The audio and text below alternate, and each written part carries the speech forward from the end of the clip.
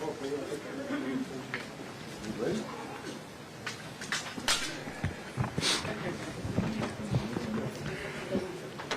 DeSantis, Vice Governor Núñez, distinguished guests, good morning. Today, we welcome to our humble house Governor Ron DeSantis. He is no stranger, as he has been here at least a couple of times. Governor, thank you very much for being here today. And on behalf of the members of the Brigade 2506, I would like to express our appreciation for everything you're doing for the people of the great state of Florida, especially those in need, our elderly and our veterans. Today, we are confronting a pandemic that has cost the life of hundreds of thousands of people, almost destroying an economy that was the best this country and the world had ever seen, and the loss of millions of jobs. In times like this, we need leaders within our elected officials that assume the responsibility and take the appropriate actions to ensure that proper and timely care are provided to the people in need. We Floridians are very fortunate to have Ron DeSantis as our governor.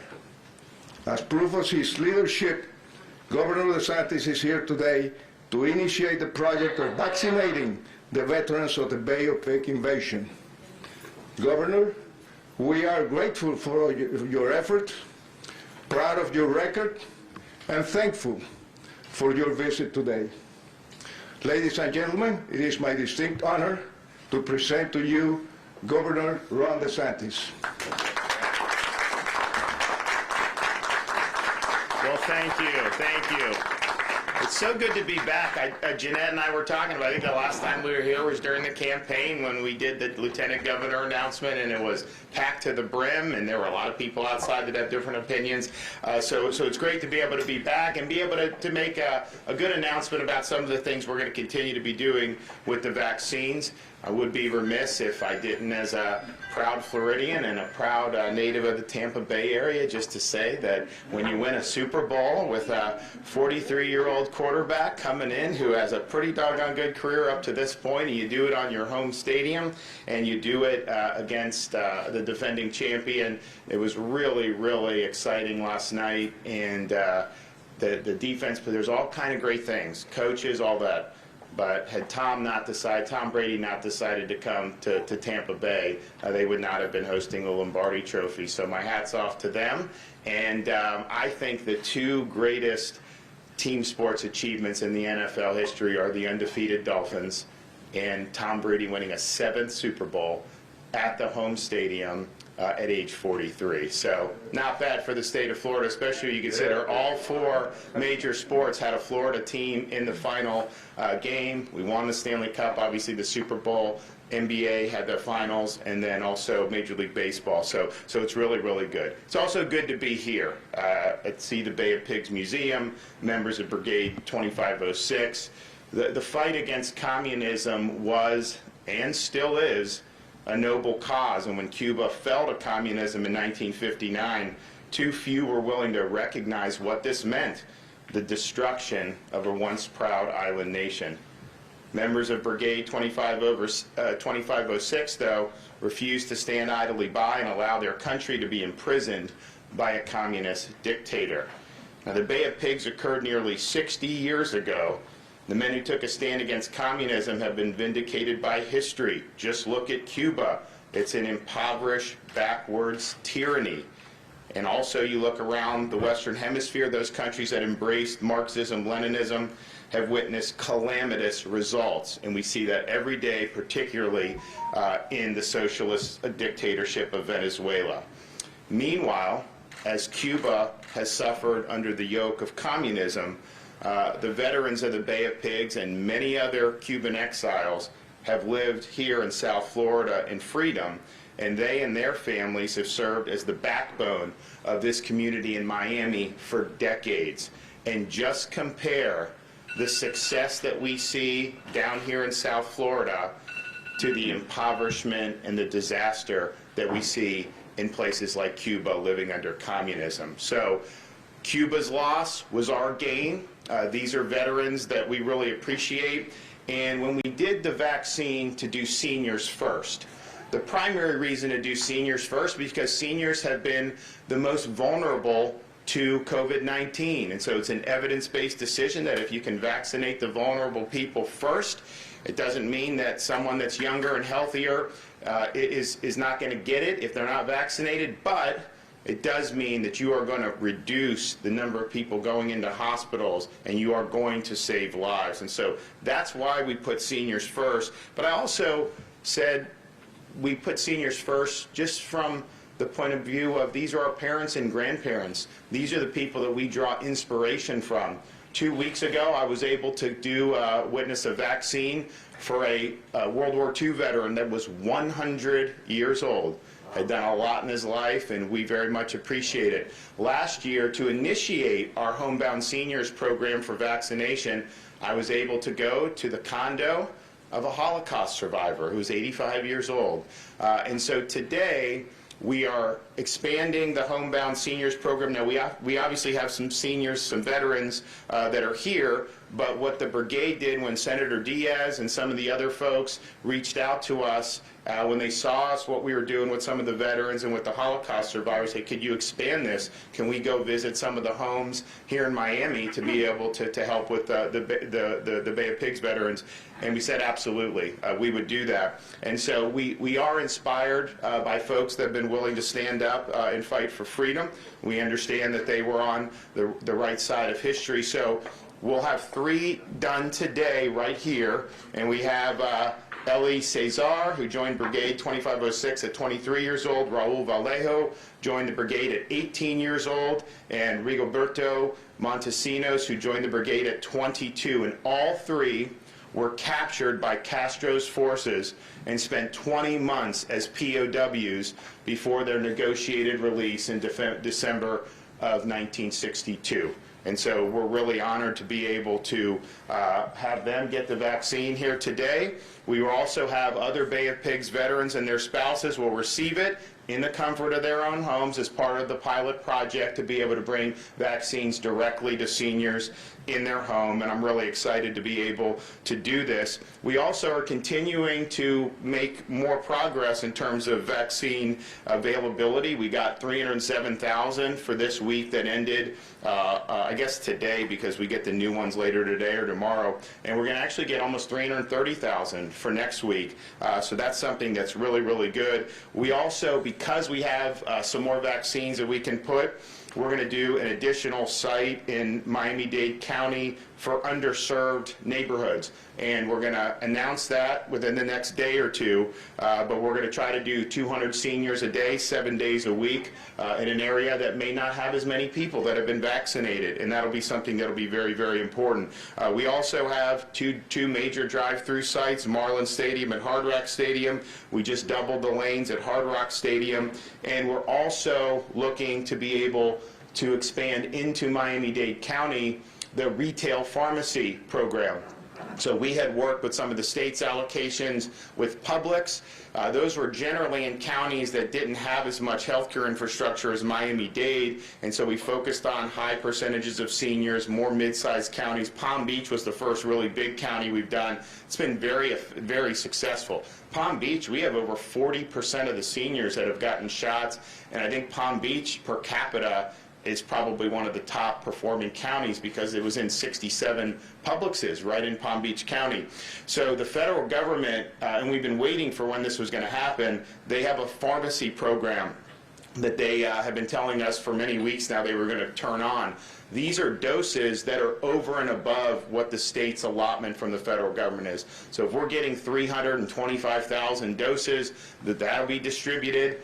The pharmacy will be on top of that, and so it doesn't come out of our allocation. So we think that that's something that's really exciting. So we're going to be making announcements on where those are, but we are going to be continue with Publix, but we're also going to be doing Walmart. which is something that's in a lot of communities. And actually, there's some communities that don't have a Publix, but they do have a Walmart. And we're working with Walmart to be able to make the announcements. But clearly, because we did the Publix in some of the smaller or medium-sized counties and didn't get it into Dade, we're definitely going to get retail pharmacy into Miami-Dade County. So we'll have an announcement on that, but I think that's another way where seniors will be able to access the vaccine. We're about 1.5 million reported seniors have received at least one dose. We're about 3 million total doses that have been administered. Of course, the reporting's lags on this by many days, so we're probably well over 1.5 million seniors, which is, we're a third or more of the seniors in Florida have gotten one shot. And of all the vaccines that have been administered, we're close to 75% of all vaccines that have been administered have gone to senior citizens. That is prioritizing the right groups. That is focusing on where the risk is. And we have more seniors vaccinated in Florida than any other state by far, and we're going to continue to do it. And I think some of these additional retail options are going to be very, very good for that. Of course, we're still doing the church groups. I was at a Turnberry Jewish Center, Aventura Turnberry Jewish Center last week. We did an interfaith alliance with Christian, Muslim, and Jewish houses of worship, and we're going to continue doing that. We've also done pods in senior communities. So we were in, actually we had one in Broward last week. We were in Sun City Center over in the Tampa area. We've done it in the villages. Actually, we did Kings Point up in Delray Beach. So when you have high concentrations of seniors, we can go in, set up, let thousands of people come in over a few days and really get a lot done very, very quickly. We also, I'm a little disappointed, quite frankly, we're excited about the Johnson & Johnson vaccine, which will be able to add our capacity to be able to administer vaccines. I'm a little bit perplexed as to why they would set the end of February as the date to be able to make this decision. We already have data coming in. They filed an application for emergency use.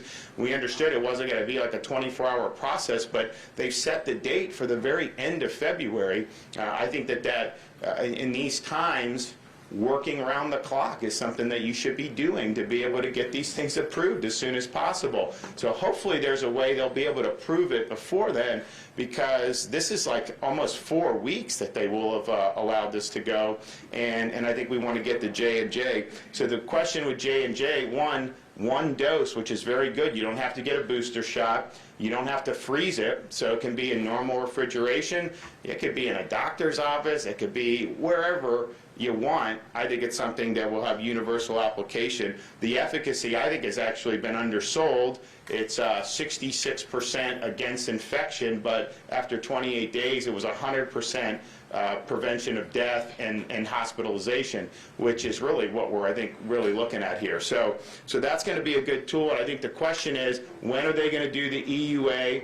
And is there any way they could do it sooner? But then once they do it, whatever is available will ship the next day. But how much is that? Is that 1 million for the whole country? Is it 10 million for the whole country? If it's something along the lines of 10 million, Florida's share would be pretty meaningful. If there's only 1 million doses, we would obviously use whatever they gave us, but it wouldn't be quite the game changer right off the bat. We also are watching Pfizer with the increased production and some of the things that they have said by May. If we start getting more and more Pfizer, we have a lot of capacity to store it in the -70. People have these freezers, people have invested in them, and we'll be able to put that to good use. So we want to make sure that we're keeping an eye out for that. But I think what's going to happen is when all the vaccines got dumped in Christmas time, obviously the hospitals were doing what they were doing, but they didn't really pick up until the new year. So initially it was like, okay, there's these vaccines, they should all be going. Then things started picking up, and you were doing 350, 400, 450 a week of initial doses, but the supply was not 350, 400, 450. It was about 250,000 a week. We were getting 266. Now we're finally over 300. So you have a lot of demand, and the supply isn't quite there. But what's happening is, as more and more seniors get the shot, it softens the demand a little bit. We still have a lot of people on the website and everything, don't get me wrong, but I think what will happen is as we get through more and more seniors, you'll see the demand start to soften. If you start getting more and more Pfizer coming in and you get Johnson & Johnson, then all of a sudden you're going to be getting more and more doses, and so it will probably be a little easier to be able to get these appointments, and I think that for seniors there'll be more availability. Then, once that demand signal is a little softer, then you look at expanding this into other segments of the population. But our view is seniors first.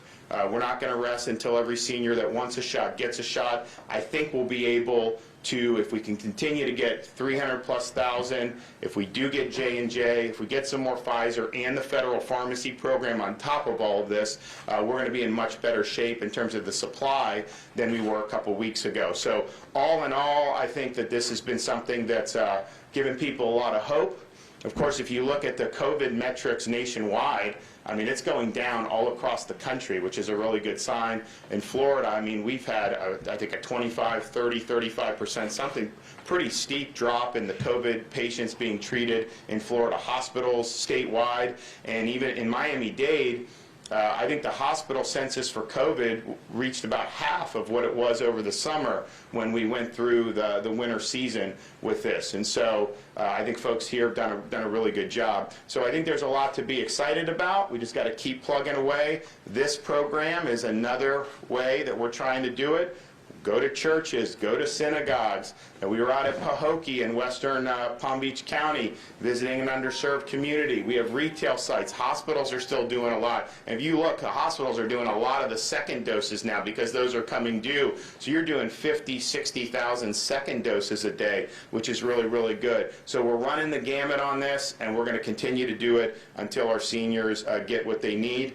But I'm excited to be able to be here and to see these shots go. So do we have Moderna or Pfizer? Pfizer. Okay, so they're going to all get their shot, and then we'll make sure that you get the appointment for 21 days to be able to get the booster shot. So do you guys want to go ahead and do the thing? I guess they've already signed their consent forms, so they're ready to go with that. And now I guess you guys are ready to do the poking. Okay. Oh, cool. Oh, this is much better than mine. Thank you. Thank you. Hey, Governor, thank you so much for being here and all the help you give in Miami. Yeah. Taking the right approach. We absolutely support you seniors first. We know we got the majority of seniors sitting over by the grave. Right here in the city, and this is all the help you give us will be very grateful for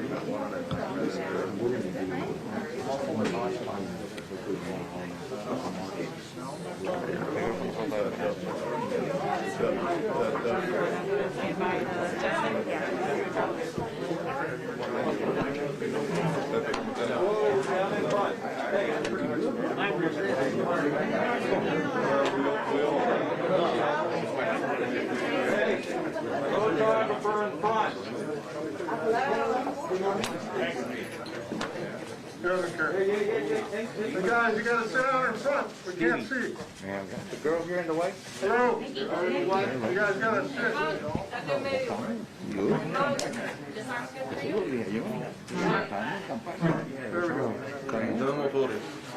Oye, ¿por qué tú no pones una inyección? ¿Por qué tú no pones una inyección? No.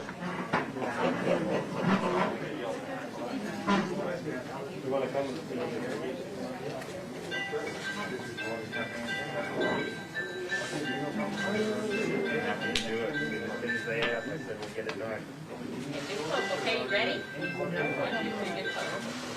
No problem. No, that's what these guys are handling a lot more.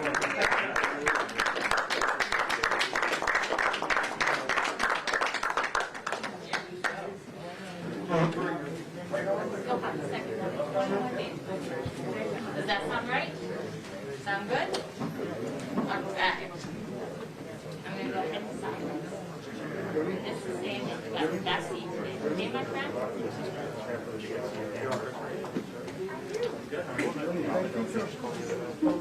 Your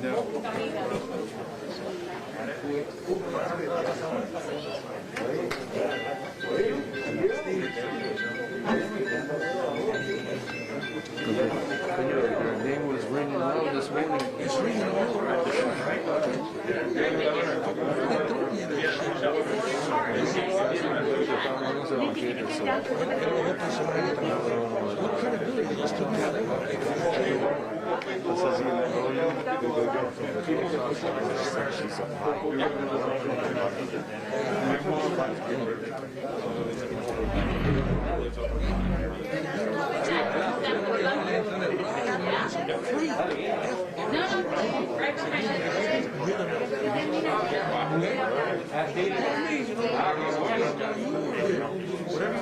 Yo te voy a quedar arriba, seguro. In a couple of weeks.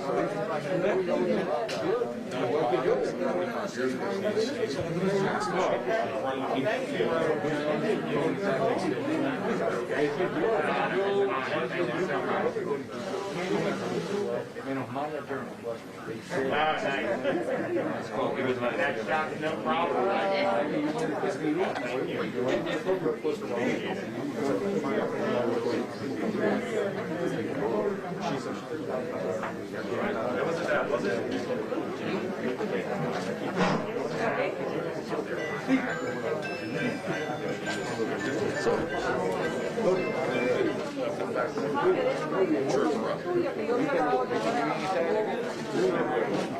Se me protege porque yo me descarrilo un poco. Solo para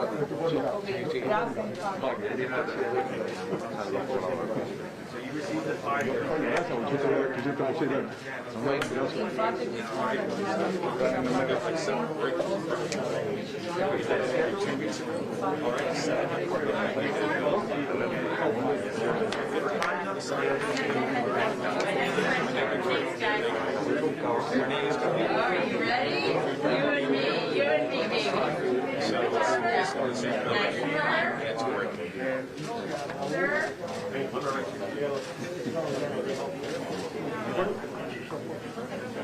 Sir, in the middle?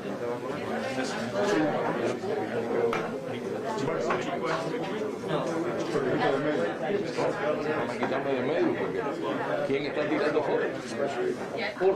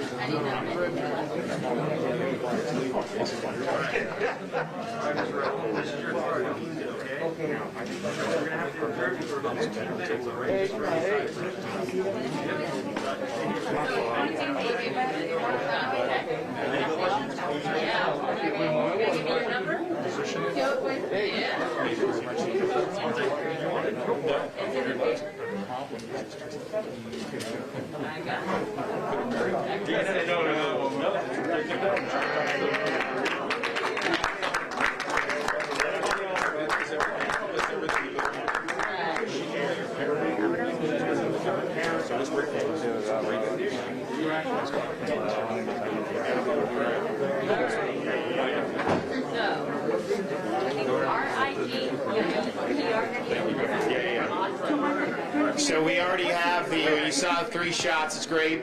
They're already in the field visiting the seniors in their homes, the Bay of Pigs veterans and their spouses, so we really appreciate it. I also want to thank all the folks here. We got Vance, we've got Rizzo, Diaz.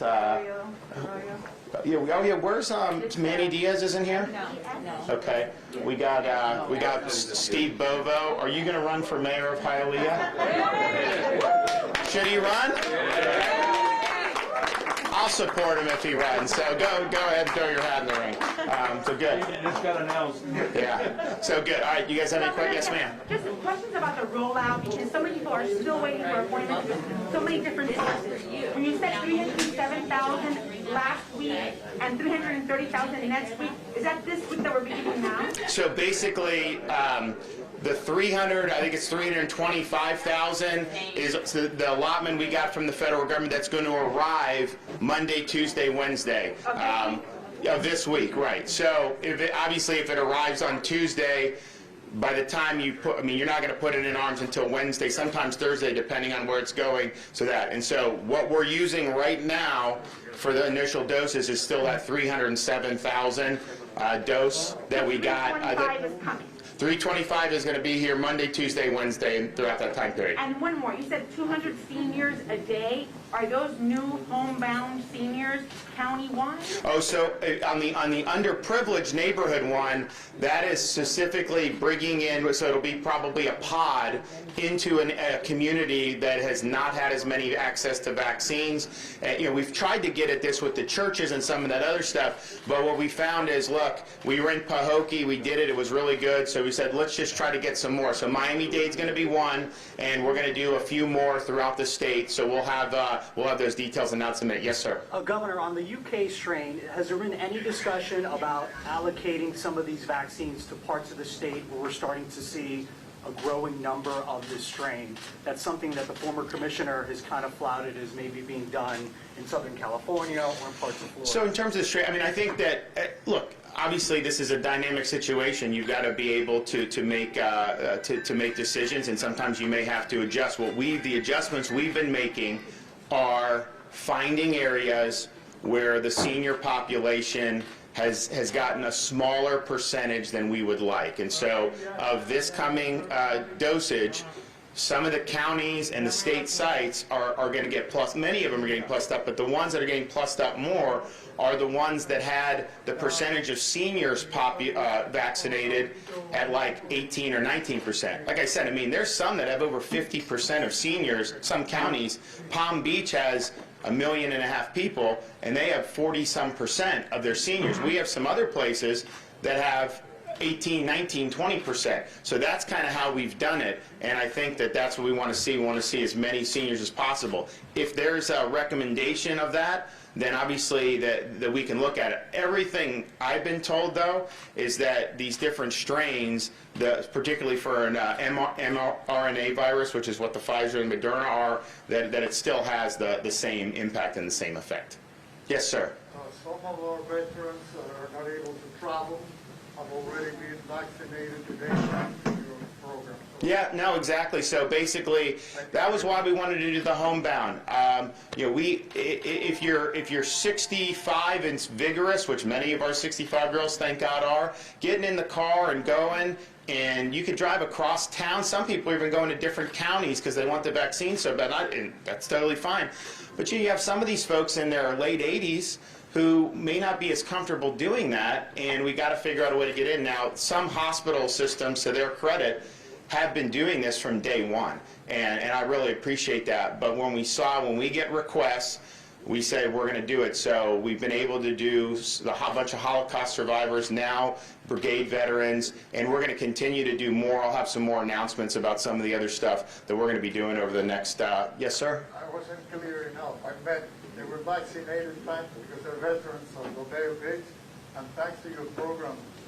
No, I know. Well, that's why we're doing it. I mean, that's why we're doing it. And as I said, it's when you're talking about seniors first, it's the right thing to do given how this virus behaves with different ages. But it's also the right thing to do to honor our elders. These are folks who, in this case, have put their lives on the line to defend freedom against communism. Whether you have the World War II veteran I was with a couple weeks ago that put his life on the line to defeat Nazi tyranny, or whether you have somebody like the Holocaust survivor I was with who had her whole family completely eliminated through the reign of terror by Nazi Germany. She was a 6-year-old orphan and luckily taken in by Catholic priests and eventually made it to America. So these are folks that we draw inspiration from, and it's the right thing to do. Medically, it's the right thing to do, but morally, it's the right thing to do. All right, I'm going to be back soon. I got to run to my next thing. Thanks, guys.